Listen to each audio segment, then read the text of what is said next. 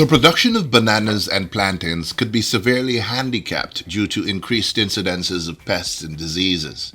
One pest that attacks these suckers is the fruit-scarring beetle. It feeds on the young, unfurled leaves and fruits, making it unpleasant to the eyes of customers and in some cases make it unmarketable. So what is plantain and banana fruit-scarring beetle? Miss Diana Bruce, Research Assistant at Narei, explains.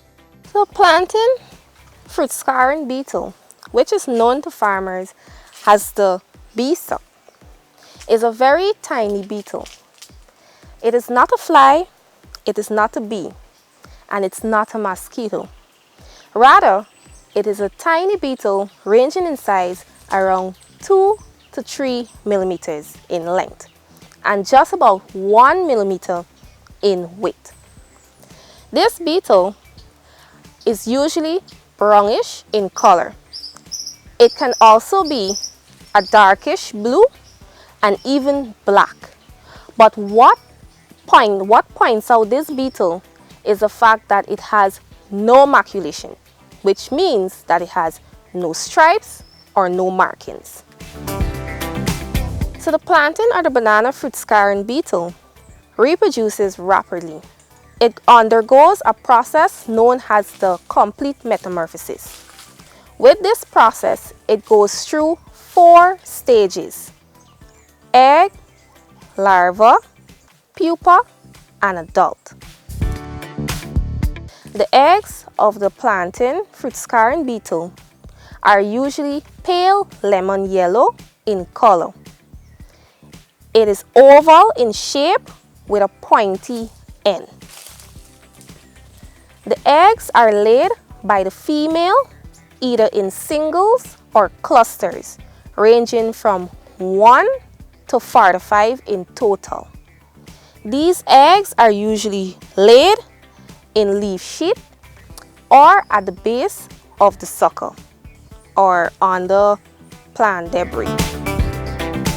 After the eggs incubate for a period of 7 to 9 days, the larva then emerges. The larva of the plantain fruit-scarring beetle is an important stage of this insect. The insect at this stage is whitish in color and have a slender body. The head is usually an amber color and the body may be hairy. The larva feeds on the roots of young sucker and may also burrow into the roots of older sucker and feed on the soft tissue. In addition to that, they may also feed on the surrounding weeds. The larva spend its life cycle, which is 20 to 22 days in the soil. And the conditions that are favorable for this larva is damp conditions. So during the rainy season, this insect is known to be prevalent. After the larval stage of the plantain fruit-scarring beetle, there is the pupal stage. At the pupal stage, the insect ceases all feeding. The insect then develops in a cocoon for a period of 7 to 10 days. After this, the adult emerges. The adult feeds on the young leaves of the sucker and may also feed on the young fingers of the banana and plantain. If in the absence of banana and plantain, the insect feeds on the surrounding weeds. The adult plantain fruit-scarring beetle is solitary, which means that they usually fly alone. The adults usually complete its life cycle within a period of 9 to 12 days. And the process begins again from eggs, larva, pupa, and back to the adult. The wounds caused by beetle feeding can provide entry points for secondary infections by bacteria, fungi, or other pathogens, further compromising the quality and shelf life of the fruit. Mr. Howard London, research scientist, plant pathology, entomology and weed science department at Narei, explains. While most farmers may be concerned when they notice that their plantain or banana is damaged, actually fruit scarring beetle appears very much earlier. These suckers, which were recently cultivated, already have the scarring beetle. If you may inspect these leaves, you may notice these holes. Note they're not wrong holes, they're long. If you look, these are symptoms of the scarring beetle. Furthermore, if you look at the middle leaf, before it emerges, if you notice the leaf have a lot of damage on it. Yeah. And as this one comes out, it comes with a lot of damages. And this leaf is struggling to come out. It didn't come out the normal way that you are accustomed to seeing it. That is simply because we have this scarring beetle here. Right? And if you should go to other plants, you may notice that this leaf that is struggling to emerge, if you should open it, it is likely that you can find the insect there. Let me show you in another plant. Yes, look here. As we open, simply because the insect like to be in hidden areas. So in dark areas, it don't be out in the sunlight. For you to come and find this insect walking around on the plant, you have to come at night. But in the daytime, if you should unfold the leaves and it's there on that plant, like this one, you would notice it there. Right? Let me show you in another plant. As you open these leaves, if you notice, you're seeing the damage here a lot, right? But if you open here, look as you unfold here what you notice. The scarring beetle here in numbers. And if you allow this to continue to happen,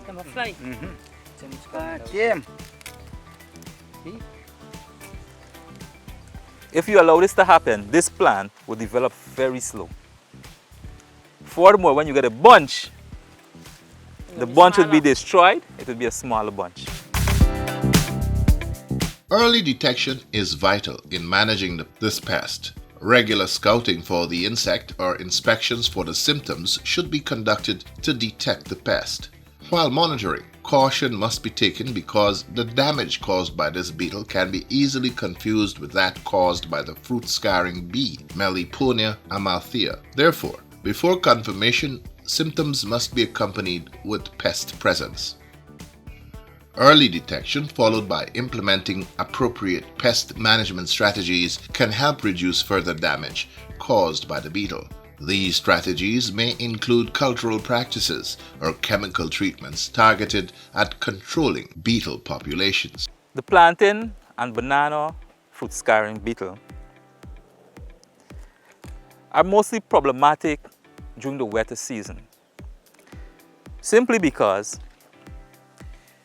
they feed on soft tissues of the plantain and banana, but they also feed on the soft tissues for the weeds, mostly the grass on the plot. They're also very fragile, and if they're left exposed to the sunlight, the younger life stages would die. Therefore, in the rain seasons, when farmers leave the plot with lots of weeds, the pest population would grow significantly. It is therefore important to ensure that your plot is well drained. Furthermore, weed control is important. If you find yourself on a plot like this, it is difficult for the pest to survive unless it's surviving on the plantain and banana. The management of the pest then becomes very Easy, because you only have to be concentrating on the plantain or the banana. It is therefore advisable that you do two basic things. Ensure that your drains are in place and your weeds are managed. After then, you'll talk about the chemicals that we'll have to use. To manage the pests, the important things you need to start with. I see you get a nice bed, the bed get a nice dome shape, which means the water will run off easy. You just gotta make sure your drains are okay on the side. Why? This pest like mice area.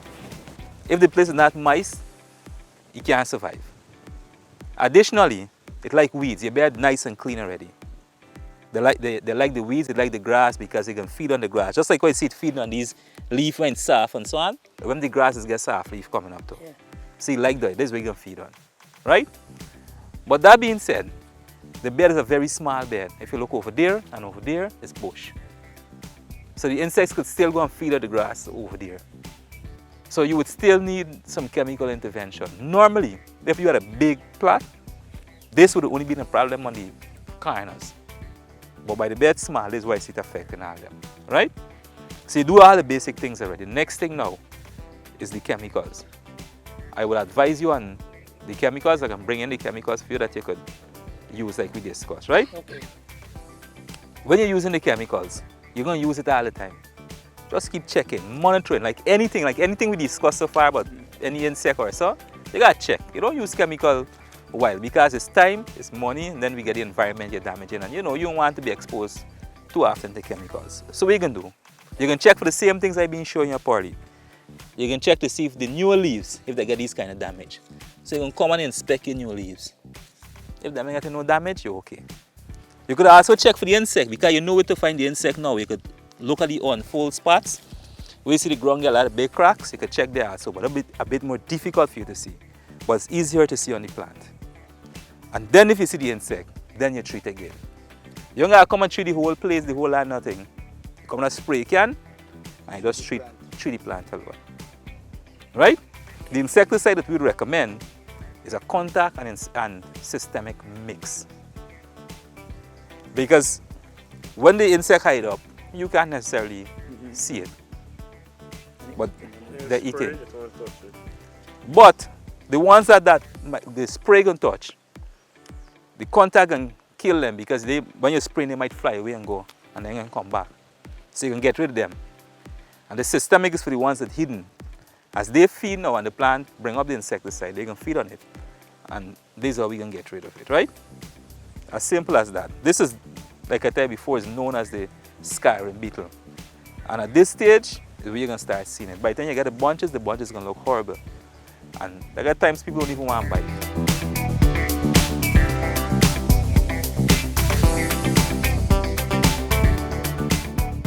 If the cultural methods alone does not control the pest and fruits are present, bagging is recommended.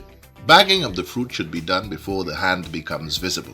It is important to protect the fruit at this stage because this is when they are most vulnerable to the pest. The bag is unfolded from the bottom to the top, taking care not to damage the fruits.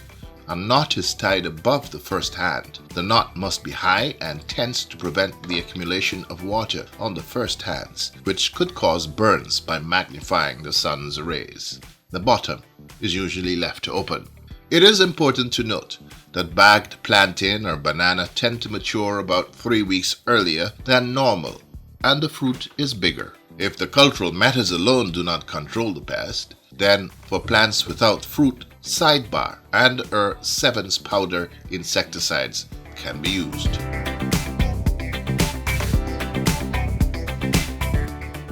Well, we see this thing here, right, but we don't really know what's what.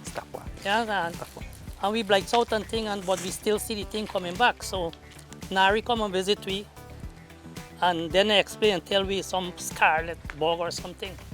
I don't know the exact name. Scarlet beetles. So they are for us to give us some treatment and thing. But from time to time we notice this thing, you know. It's not now we notice this thing there for years. But we never understand this thing directly.